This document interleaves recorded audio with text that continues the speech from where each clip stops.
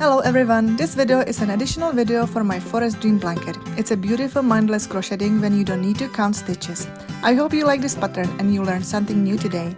Feel free to subscribe to my channel for more crochet content and don't forget to visit my blog with 3 written crochet patterns including this one. Happy crocheting! So for this blanket, I used Pound of Love from the Lion Brand yarns, and this color calls Hunter Green. So also for this blanket, I used 10mm hook. Because this blanket is done only in one stage and it's kind of mindless blanket.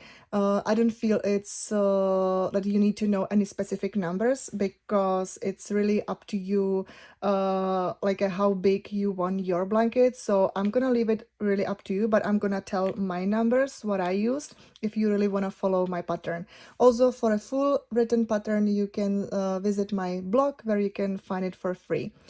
Also, please note that I crochet this blanket in a lengthwise, so that's why I have a bigger number of the foundation chains at the beginning. And for this blanket, I started with 220 foundation chains. When you start your foundation chains, keep it loosened because we use a little bit bigger hook size than it's recommended for this yarn. So your first row, the first rows are always tricky, but let's make it less tricky if you're gonna keep your tension a little bit loose and your chains a little bit bigger, so it's gonna be easier for you to actually insert the hook into these chains.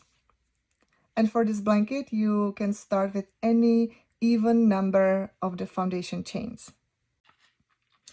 Alright, and for this tutorial, I start with my 20 the foundation chains, but you do whatever number you'd like. So we start with the first single crochet into the second chain from the hook. We don't count the first chain, the loop on our hook, but we count whatever is below. So this is 1, 2. So into the second chain, we make our first single crochet. So we insert the hook into the second chain, yarn over, pull up the loop. We have 2 loops on our hook, yarn over, pull up the loop through 2. And now we're gonna make 3 single crochet together. And where we're gonna start is that we're gonna start our first a single crochet in the same stitch or same chain that we just made the first single crochet. So into the same stitch, we insert the hook, yarn over, pull up the loop. Into the next chain, insert the hook, yarn over, pull up the loop. So far we have 3 loops on our hook. And into the next chain again, we insert the hook, yarn over, pull up the loop, and we have 4 loops on our hook. Now we do yarn over and pull up the loop through all 4 loops. Now we make chain 1. And again, we're gonna make our 3 single crochet together, starting in the same chain that we just made the 3 single crochet together. So I hope it makes sense. So whenever you ended with the last one, so into that same stitch, we insert the hook, yarn over, pull up the loop. Into the next chain, we're gonna insert the hook, yarn over, pull up the loop, and into the next chain again, insert the hook, yarn over, pull up the loop. So we have 4 loops on our hook, yarn over and pull up the loop through all 4, then chain 1. And this is what you repeat until the end of the row. So again, we start to make the 3 single crochet together in the same stitch that we just made that stitch. So I insert the hook into the same stitch, yarn over, pull up the loop, insert the hook into the next chain, yarn over, pull up the loop, and now for the last time into the next chain, insert the hook, yarn over, pull up the loop. So until you have 4 loops on your hook, do yarn over and pull up the loop through all 4. And then don't forget about the chain 1. Also about the chain 1, after the 3 single crochet together, I highly recommend to make it a little bit more like loose, because into that chain 1 you will make like you will insert the hook twice in the next row. So usually when you make the chain 1 between stitches, they are usually tighter, so that's why. So then just remember to make it a little bit loose, so it's gonna be easier for you for the next row to actually insert your hook there like twice. And I'll show you in a minute what I mean. So now this is what you repeat until the end of the row. So I make my 3 single crochet together, starting in the same stitch that I just finished my stitch, until I have 4 loops on my hook, and pull the loop through all 4 and chain 1. Alright, so now I'm about to make my last 3 single crochet together. And if you're on, you can find out now if you're on a right track, if you haven't missed any chain, or if you actually make the right like numbers of the foundation chain, because now you should have 2 chains left. So now I just have to make my chain 1, and now I will do my 3 single crochet together into these last like 3 chains, but I'm starting with the same like the chain when I just finished my last stitch. So I just insert the hook there, and then I just insert the hook and pull up the loop through the next from the next 2 stitches or the chains.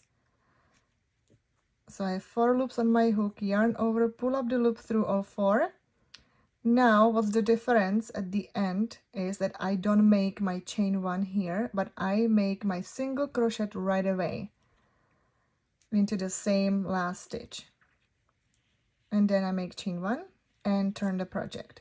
And now we just made our first row, and it looks like something like that. So basically about this stitch,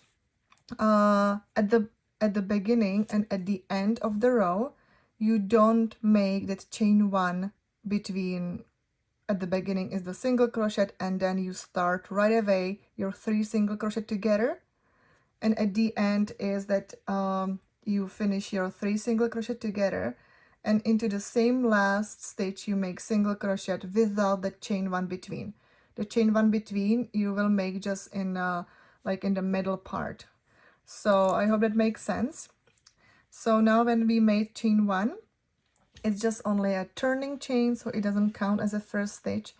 And in the first stitch we make our single crochet. We don't make the chain 1 now, but we insert into the same first stitch the hook, yarn over, pull up the loop, into the next stitch, yarn over, pull up the loop, and into the next stitch, and this is the chain that we make between. We insert the hook there, and it's our last last step for our 3 single crochet together. Now I have 4 loops on my hook, yarn over, pull up the loop through all 4, chain 1, and now I start my 3 single crochet together again. So now again into the same stitch I start my three single crochet together. So I just inserting the hook, and again when you insert your hook for the last time for your 3 single crochet together, it should be always into that chain 1 from the previous row, and you always feel it because it's always a little bit tighter. Even if you try to make it a little bit loose, it's always a little bit tighter. So if you always like finish your like a 3 single crochet together in that chain, you're on a right track. Because sometimes what happens is that I forget to make that chain 1 between, and in the next row I can see that I'm off and then you can either fix it that you just continue with the pattern whatever you do in that row. In my case, I just frog that row, the entire row, until like that mistake I made, and then I start over. But of course it's up to you. I'm a little bit more like a perfectionist with that. So now I did make the chain one, so I just make my 3 single crochet, like, and starting in the same stitch. And again, now I know that this is the chain one from the previous row, and it's a little bit tighter, so this is my last, like the inserting the hook for the 3 single crochet together, yarn over, pull up the loop through all 4, chain 1, and this is what you repeat for the entire blanket. So it's very mindless. You don't have to count the stitches, you just have to be careful to make that chain 1 between. I guess that's all about it actually, and otherwise it's a great pattern even with the bigger hook. The first row is always tricky no matter if you have a bigger hook or not, but then it's actually very smooth, and you can always go like when I, let's say, inserting the hook in the tighter chain, I always like go with this tip of the hook, so it's actually easy to insert that hook into that stitch. And again, like I mentioned before, when you're at the end of the row, you should always have last 2 stitches. So this is also like a good, like a leading point that you're on the right track. So now I'm at the end, and I have actually the 2 stitches left. I did chain 1, and I just make my last 3 single crochet together. And because this is the end of the row, I don't make chain 1 but the single crochet right away. Now we make chain 1 and turn the project, and now this is what you do until the end of your blanket. So then after you finish your blanket, you can make the fringe or not, it's totally optional, but I'll show you how I do it. Alright guys, so this is my blanket, this is how it looks. I love the texture, I absolutely love it, and even with the bigger hook, so it's like a more stretchier, and I absolutely love it. I decided to make very simple fringe, so it's just about like having actually just one string pulling through like your shoulder side of the blanket, and I pretty much always do it like in each hole pretty much, or at the end of each row, and I just absolutely love it. So but now I haven't done the other side, so this is just for you to show you how it looks, but of course you can make a little bit more richer the fringe, so you can actually use like you can use either longer, shorter, or you can just make one big fringe like just in each corner. It's definitely up to you, but I'll just show you like what I decided to do with this one. Alright, so I made a few like strings ahead, and pretty much one string is around like 13 inches long, but again it's up to you how long you want your fringe. Just keep in mind that you have to fold your fringe on half, or the one string, and this is how long will be your fringe. So really it's up to you. What I do to have it quickly, I just take, let's say, my tablet or your book, and I just wrap the yarn around, and then I will just cut it at the bottom, so that length of the book is my actually the string. But it's yeah, it's definitely up to you. It's very easy, this blanket, and very like open-minded, whatever you'd like to do. So now this is my shorter side, just put a little bit closer. I would also take a little bit smaller hook than 10 millimeter, because it's gonna be better to just go through, even though that the holes are pretty big here, but I would still use the smaller hook. I think it's gonna be better because we also have just the one string. So how I'm attaching my strings is that I will just go into the corner, which is right here. I just insert my hook. I'll just fold my string, and in that half I'll just pull up the loop through that and yarn, or like I mean the tails over the hook and pull through that loop, and my first fringe is attached. So that's how easy it is.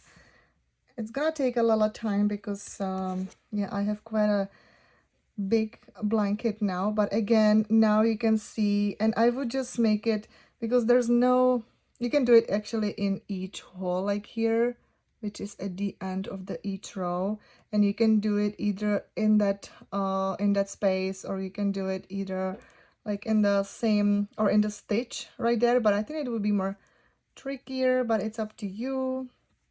And then I'll just attaching the yarn like that. I'll show you a little bit slower the next one.